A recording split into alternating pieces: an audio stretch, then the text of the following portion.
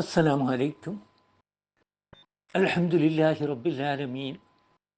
അസ്സലാത്തു വസ്സലാമു അലാ അഷ്റഫിൽ മുർസലീൻ സയ്യിദിന മുഹമ്മദുർ റസൂലുള്ളാഹി സ്വല്ലല്ലാഹു അലൈഹി വസല്ലം വഅലാ ആലിഹി വസഹ്ബിഹി അജ്മഈൻ.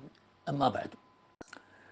മനുഷ്യരെ അവരുടെ റബ്ബിൻ്റെ അനുമതി പ്രകാരം അന്ധകാരങ്ങളിൽ നിന്ന് പുറത്തു വരുത്തി ഏകപ്രകാശത്തിലേക്ക്, അതായത് ആകാശങ്ങളിലും ഭൂമിയിലുള്ളതുമൊക്കെ ഏതൊരു അള്ളാഹുവിൻ്റേതാണോ ആ അള്ളാഹുവിൻ്റെ പാതയിലേക്ക് കൊണ്ടുവരാൻ വേണ്ടി നബി സല്ലല്ലാഹു അലൈഹി വസല്ലം തങ്ങൾക്ക് അള്ളാഹു അവതരിപ്പിച്ചു കൊടുത്ത വേദഗ്രന്ഥമാണ് ഈ ഖുർആൻ. അഥവാ അവിശ്വാസം, അജ്ഞത, അന്ധവിശ്വാസം, ദുരാചാരം മുതലായ അന്ധകാരങ്ങളിൽപ്പെട്ട് നട്ടം തിരിയുന്ന ജനങ്ങളെ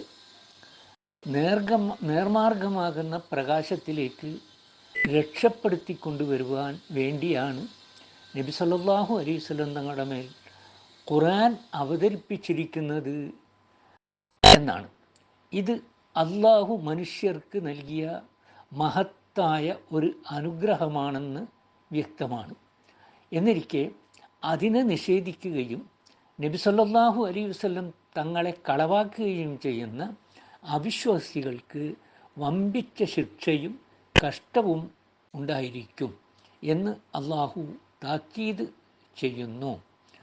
സത്യവും യഥാർത്ഥവും എപ്പോഴും ഒന്നു മാത്രമായിരിക്കും. അതിൻ്റെ എതിർവശത്തിനാകട്ടെ വിവിധ മുഖങ്ങളും വേഷങ്ങളും ഉണ്ടായിരിക്കുകയും ചെയ്യും.